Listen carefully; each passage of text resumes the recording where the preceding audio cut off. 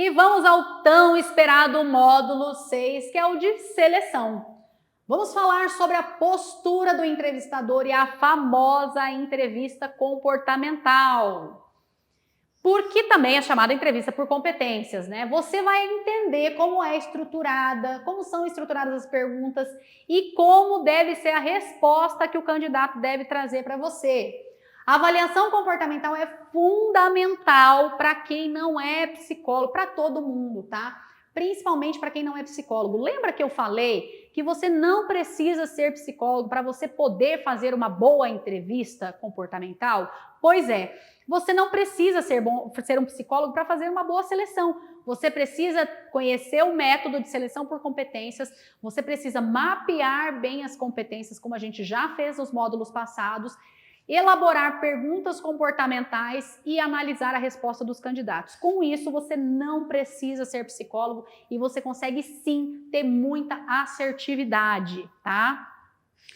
Ela é uma metodologia extremamente eficaz e muito utilizada pelas empresas. Você dominar essa técnica de entrevista por competências pode fazer a diferença, pode mudar o seu jogo, tá? Resumindo, então, chega a hora da gente escolher os candidatos mais adequados para a organização. Vamos aprender a fazer também o parecer do candidato, toda a fase final do processo seletivo. Vamos falar também sobre a diferença entre o selecionador interno e externo. O que é a seleção, então, minha gente? É a escolha dos candidatos mais adequados para a organização dentre os candidatos recrutados. O que significa isso, Milena?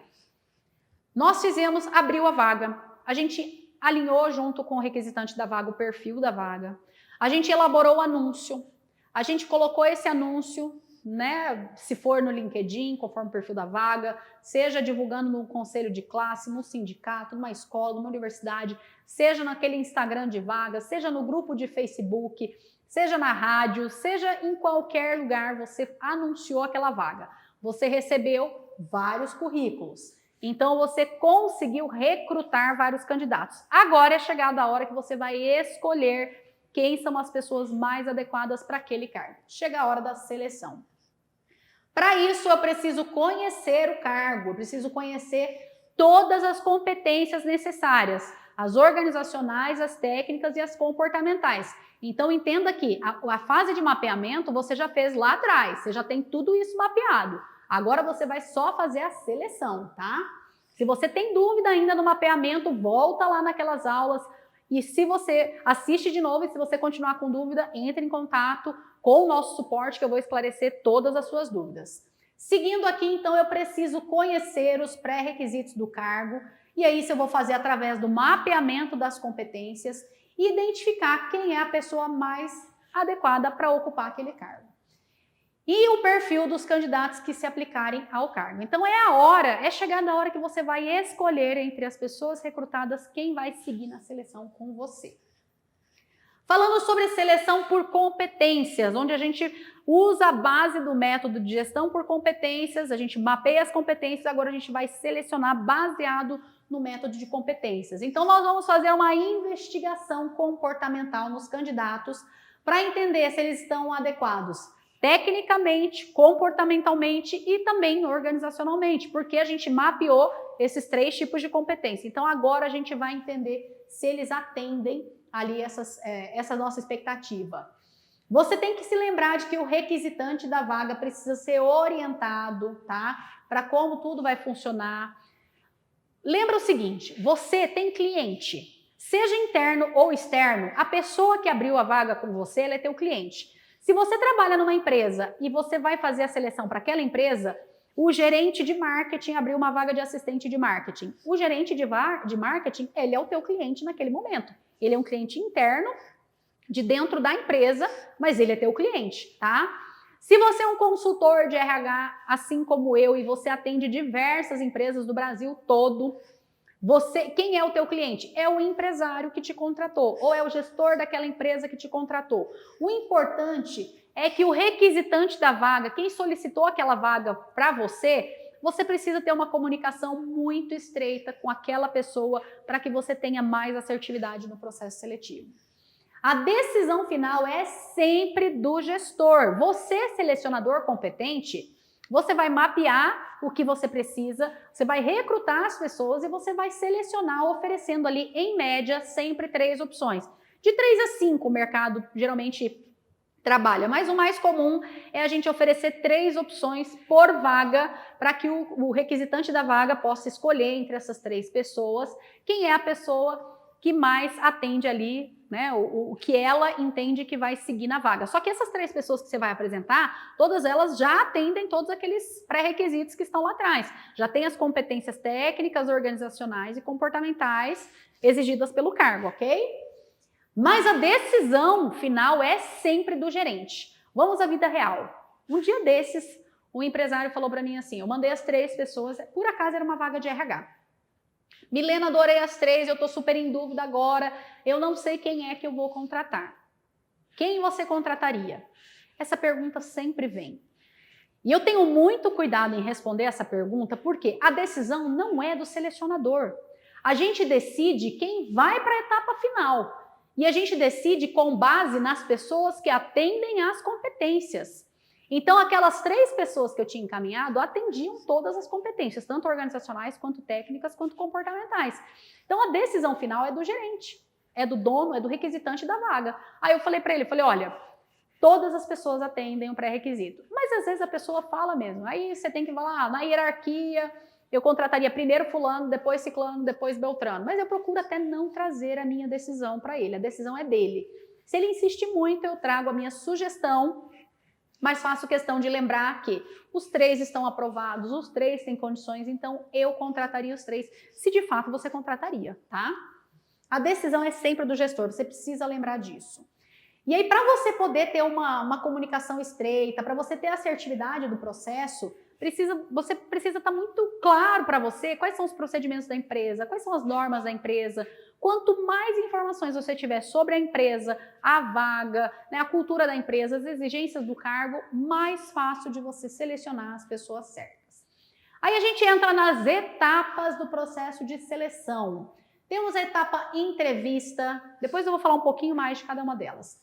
Temos a checagem de referências profissionais, podemos ter ou não testes e provas, temos a elaboração do parecer seletivo, e a gente não chama de laudo, porque laudo quem emite são profissionais da área da saúde, a gente não está falando de uma perícia, estamos falando de um processo seletivo, então a gente vai elaborar um documento que a gente chama de parecer seletivo, é o parecer do selecionador sobre aquela seleção. E aí as entrevistas finais com o requisitante da vaga, seguido do feedback aos candidatos participados. Feedback / retorno aos candidatos, é muito importante que todo mundo tenha um retorno, tá?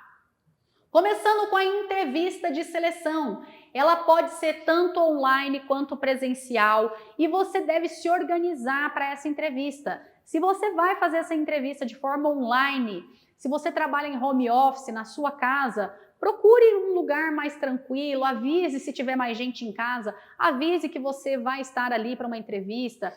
Se você não tiver lá muito adequada, procure uma parede branca. No fim das contas, se você não tiver um home office muito maravilhoso, você pode se adaptar e você pode seguir tranquilamente. Procure uma parede branca ou um lugar mais neutro que tiver na sua casa, tá? Se posicione ali no seu computador e avise as pessoas, feche a porta. Se você tem pet, cuidado com os pets, tá? Às vezes você vai fazendo entrevista, o gato vai passando um rabo na sua frente. É muito comum, já cansei de entrevistar gente com isso. Isso diz um pouco sobre a pessoa, o quanto que ela não se organizou, às vezes para colocar o pet, né, deixar o pet ali com alguém ou deixar o pet um pouquinho ali fora. Então, cuidado. E se assim, nossa, Milena, meu pet está doente, eu não tenho com quem deixar ele. Avise a pessoa, ó, eu tô com meu pet aqui, que eu não tenho ninguém para ficar com ele, ele tá doentinho, então eu te peço desculpas, mas se por acaso passar o meu pet aqui, ou se for o meu cachorro, se o meu cachorro latir, ele tá aqui que eu tô cuidando dele, tá? Alinha isso com a pessoa, mas de verdade, procura sempre não deixar o ambiente, prepara o ambiente para fazer aquela entrevista, tá?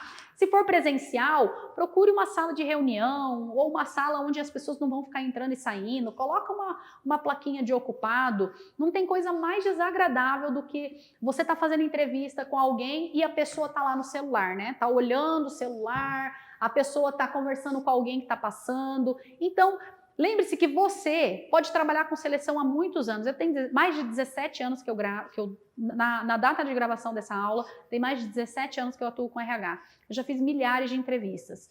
Para mim, eu sempre olho para aquela entrevista como a entrevista daquela pessoa. Então, você, selecionador, você não vai para mais uma entrevista. De fato, você vai fazer mais uma entrevista, mas trate aquela entrevista como a entrevista, porque aí você consegue trazer uma boa jornada para o candidato, você ganha muito com isso, fortalece a marca empregadora. Então, sempre vá para a entrevista como se fosse a entrevista. Prepare-se para aquele momento, prepare o local que você vai atender, seja presencial ou online, procura não ter interrupções, veja qual é o local que seja mais adequado para você fazer a entrevista, tá? Atenda na hora combinada. Eu já ouvi de empresários assim, eu deixo mesmo as pessoas 3 horas esperando, porque eu quero saber se ela é persistente. Na minha opinião, pessoal, e da experiência que eu tenho, isso é desrespeitoso, isso não é estratégico. Ele fazia isso, essa pessoa que me falou isso, de uma forma estratégica para testar o candidato. Eu, Milena, na minha atuação da área, eu entendo isso como um desrespeito ao candidato. E, eventualmente, eu atraso. Sempre que for possível, inclusive, eu falo para a pessoa, eu vou atrasar um pouquinho. Se você entender que precisa remarcar aquela entrevista, remarque, tá? Mas antes, inclusive, de você atender na hora combinada, você já tem que ter feito isso aqui, ó. Você já tem que ter se preparado para a entrevista. Não adianta você marcar, por exemplo, às 14 horas e às 14 horas você vai parar para olhar o currículo da pessoa, olhar o mapeamento das competências que você fez e elaborar as perguntas que você vai fazer. Porque aí, se você leva mais ou menos meia hora para fazer isso, sei lá, às vezes tem outras interrupções, você já não está mais atendendo na hora marcada. Então, se organize. A gente sabe que imprevistos acontecem, então sempre que você for se atrasar, avise a pessoa, ok? E se for preciso, você remarca aquela entrevista. E antes da entrevista, você tem que se preparar estudando o currículo e preparando as perguntas. Pratique a empatia do início ao fim com todos os candidatos.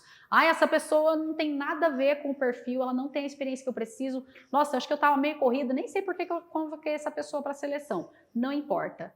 Trate ela com respeito, com educação. Use a empatia. A empatia é o ato de você se colocar no lugar do outro. Então, se coloque no lugar daquela pessoa e pense, como é que eu gostaria de ser tratado no momento de seleção? O momento de procurar emprego, normalmente, é um momento de muita vulnerabilidade das pessoas. É um momento onde as pessoas estão mais sensíveis, onde ela está, às vezes, desempregada, onde está faltando dinheiro em casa, às vezes está faltando alimento para a família. E se ela ainda chega para participar de uma seleção, fica 2, 3 horas esperando, a pessoa mal olha para a cara dela, isso vai enfraquecer demais a marca empregadora e vamos combinar, não é justo com ninguém, né? Então, lembre-se sempre de se colocar no lugar das pessoas e praticar a empatia com todo mundo do início ao fim. Recomendo que quando você for começar essa etapa, você explique para a pessoa como tudo vai funcionar, mais ou menos quantas etapas estão previstas, qual que é mais ou menos a duração entre elas, porque lá atrás você já aprendeu que você tem que fazer um planejamento desse recrutamento de seleção. Então, faz isso para a pessoa, deixe ela, porque querendo ou não, participar de uma seleção gera muita ansiedade, tá? Então, quando você explica as etapas, como tudo vai funcionar, a pessoa fica mais tranquila. Lembra de novo, se fosse você não ia gostar de saber como é que as coisas iam funcionar? Então, praticando a empatia, vai ser muito fácil de você fazer todos esses pontos, tá? Trate todos os candidatos da mesma forma, tá? Com respeito, educação, com empatia. Não tem candidato melhor do que o outro. Não é porque um candidato foi indicado que ele tem prioridade.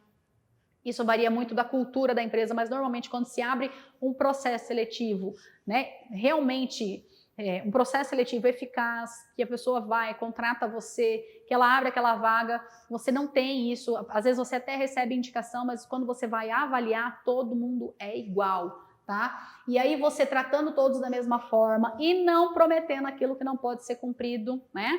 Você fortalece a marca empregadora, você fortalece o employer branding. Eu já vi muita gente prometer coisas absurdas porque estava desesperado para fechar aquela vaga. Coisas que a própria pessoa sabia que não ia conseguir cumprir.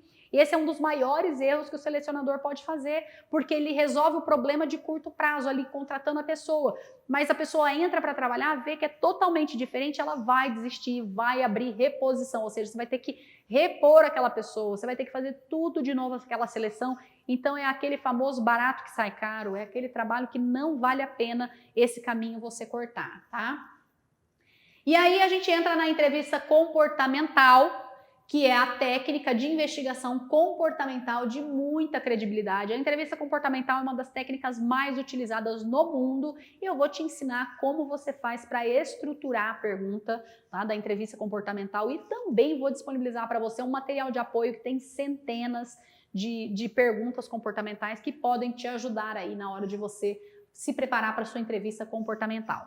Essas entrevistas comportamentais têm o objetivo de identificar no perfil de soft skills dos candidatos, né, comportamentos específicos que são pré-requisitos para o bom desempenho do candidato naquele cargo que ele está sendo selecionado.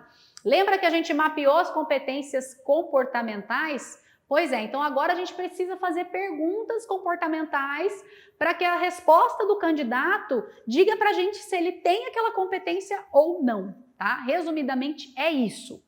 A entrevista comportamental vai nos dizer se a pessoa de fato tem aquela competência comportamental. E sim, existe uma estrutura para você elaborar essas perguntas que já já você vai aprender. É uma entrevista onde o entrevistador tem que estabelecer um vínculo com o candidato.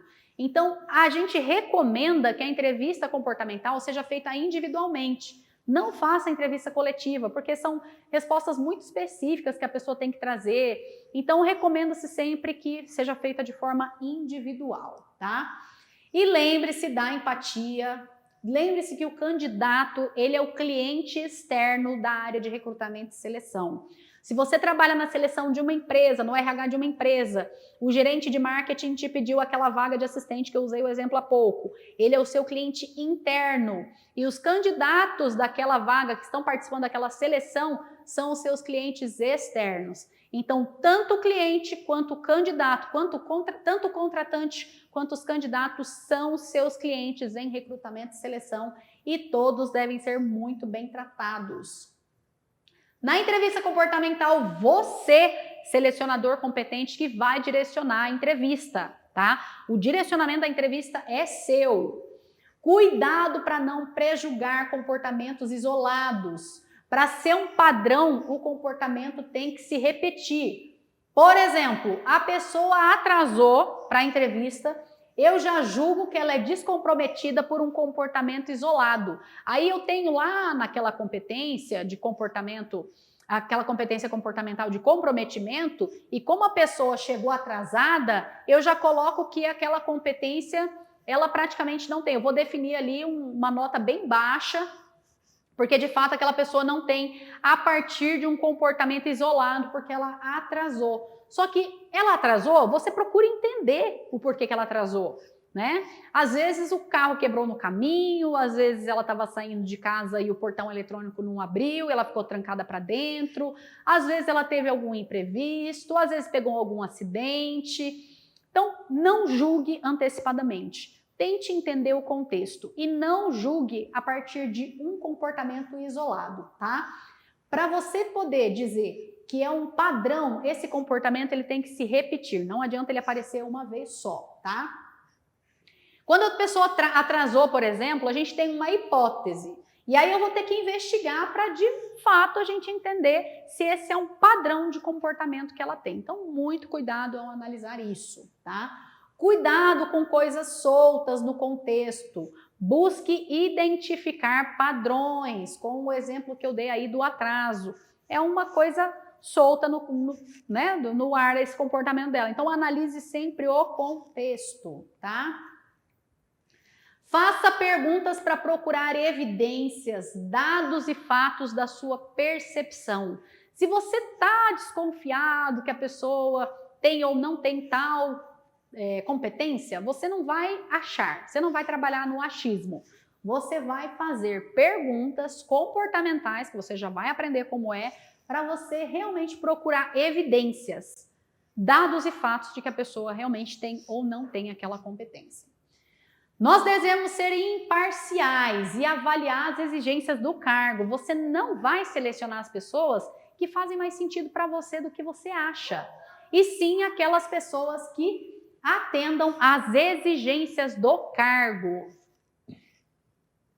Para fazer uma entrevista comportamental, você deve fazer perguntas abertas. Milena, o que é uma pergunta aberta? Nós temos dois tipos de pergunta, a pergunta aberta e a pergunta fechada. As perguntas fechadas são aquelas perguntas binárias. Binária só tem duas opções, ou sim ou não. Você fazer uma pergunta fechada num processo de seleção tem que ser em momentos muito estratégicos só para confirmação de alguma informação. Então entenda que você praticamente não vai fazer perguntas fechadas. Vai ser em ocasiões específicas, vai ser muito de vez em quando. As perguntas abertas, você vai fazer a pergunta e a pessoa tem que elaborar a resposta dela, ela tem que contextualizar. Exemplo de pergunta aberta e fechada. Pergunta fechada que você não deve fazer, que não é uma pergunta comportamental. Você trabalha bem em equipe? Ela só pode responder sim e não. Por isso é uma pergunta fechada, entendeu? É óbvio que no momento de seleção ela vai responder que sim. Agora, como é que é uma maneira correta, ideal de uma pergunta aberta? Transformar essa pergunta fechada em aberta. Descreva uma situação onde você precisou interagir com a equipe para atingir um resultado da empresa. A pessoa não pode responder sim ou não. Ela tem que elaborar, ela tem que contextualizar, ela tem que trazer a ação dela, que resultado que ela teve naquela resposta. Olha a diferença entre perguntas abertas e fechadas. Então, muito cuidado ao usar perguntas fechadas. Use sempre perguntas abertas. Seja um bom ouvinte. O selecionador, ele tem que ser um bom ouvinte. Ele tem que praticar a escuta ativa, ele tem que escutar de fato o que a pessoa está dizendo. Ele não tem que estar na entrevista, a pessoa falando na frente dele, ele mexendo no celular. Não, ele tem que estar ali focado naquela entrevista, tá? Respeite o silêncio do candidato, ele precisa pensar para buscar situações para relatar para você. Você já vai ver como faz a elaboração de uma pergunta comportamental. Na pergunta comportamental, a pessoa precisa usar o exemplo de uma situação que ela já vivenciou. Então, às vezes, você acaba de fazer a pergunta, ele fica em silêncio porque ele está pensando para lembrar de alguma situação que ele já vivenciou. E tem gente que tem problema sério com o silêncio, né? Que não pode ver um silêncio que a pessoa já fica desesperada. Então, calma. Se a pessoa ficar em silêncio, respeita o tempinho dela ali e logo ela vai começar a falar. Se ela não entendeu, explique de novo. Lembre-se que a pessoa fica ansiosa, ela fica nervosa, é natural. É natural e normal que as pessoas fiquem nervosas. E você, selecionador, tem que acolher essa pessoa e deixar aquele momento o mais leve possível. Observe a linguagem não verbal dele também. As pessoas comunicam muito com o olhar, com a postura, com o corpo. Não vou entrar em detalhes aqui, existem livros sobre isso, mas muitas vezes há incongruência na comunicação da pessoa. Então, às vezes ela está lá de braço cruzado, toda encolhida. Não, eu adoro falar em público, eu gosto muito de falar em público. Poxa, será que aquela pessoa de fato gosta de falar em público? E aí, se você faz uma pergunta fechada, você gosta de falar em público? Ela, sim, eu gosto muito, eu tenho muita habilidade de falar em público. Ou a pessoa fala, né, você gosta de falar em público? E a pessoa, mesmo na pergunta fechada, você gosta de falar em público? Sim, eu tenho muita facilidade de falar em público. E a pessoa já começa, né, já se abre para aquela conversa, ela não se fecha. Então, essas coisas básicas têm que ser congruentes. Né? Tem alguma congruência quando a pessoa fala sim, eu gosto muito de falar em público? Zero congruência, né? Então a comunicação não verbal é mais nesse sentido que eu tô trazendo para você aqui, tá?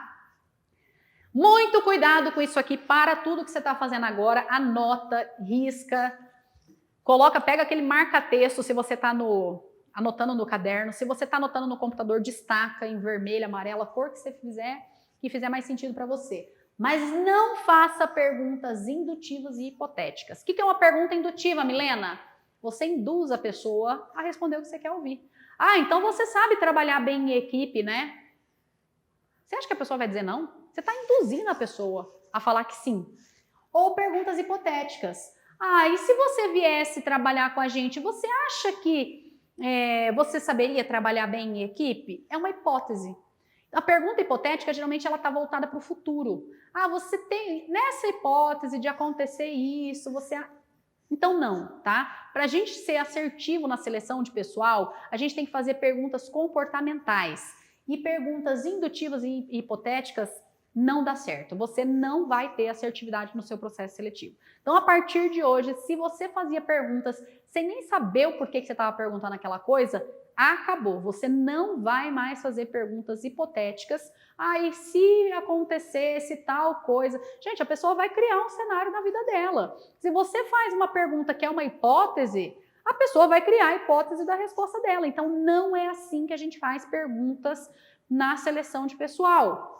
Então, a partir de hoje, risca aí da sua lista de perguntas todas as perguntas que são hipotéticas e também indutivas, aquelas que induzem a pessoa a dizer alguma coisa, tá?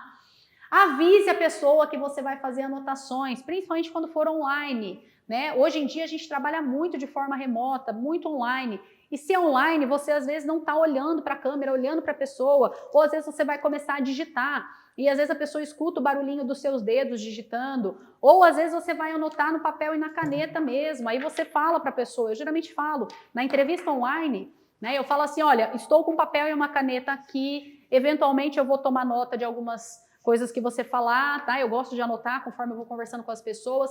Ou se for online, eu aviso para a pessoa, olha, eu abri aqui uma página, seu currículo está aberto, então de vez em quando eu vou tomar nota de algumas coisas aqui, então enquanto eu estiver digitando, você pode continuar falando, que eu vou só tomar nota de algumas coisas, mas avisa a pessoa que você vai estar anotando sobre a entrevista, senão ela acha que você está escrevendo um e-mail enquanto você está entrevistando ela.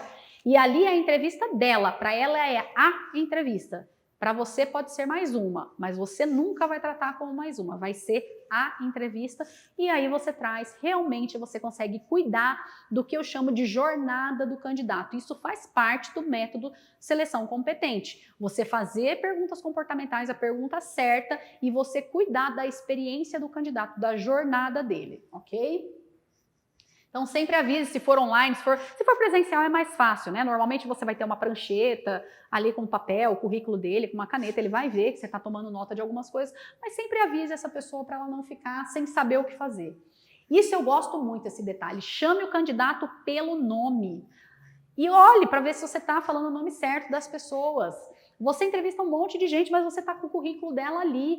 E as pessoas, elas gostam de ser chamadas pelo nome. Isso valoriza, isso amplia a experiência positiva do candidato, isso ajuda na jornada do candidato, na experiência positiva dela. Então sempre chame as pessoas pelo nome e finalize a entrevista esclarecendo sobre o próximo passo. Olha, nós estamos finalizando a nossa entrevista agora e a próxima etapa vai ser um teste prático, a nossa próxima etapa vai ser um teste tal, ou vai ser direto à entrevista, enfim. Independente da etapa que for, quando for finalizar a entrevista, já esclareça para a pessoa qual é o próximo passo. Assim você melhora a experiência do candidato e você cuida da jornada dele. Vamos dar uma pausinha, daqui a pouco eu volto mais para falar sobre entrevistas.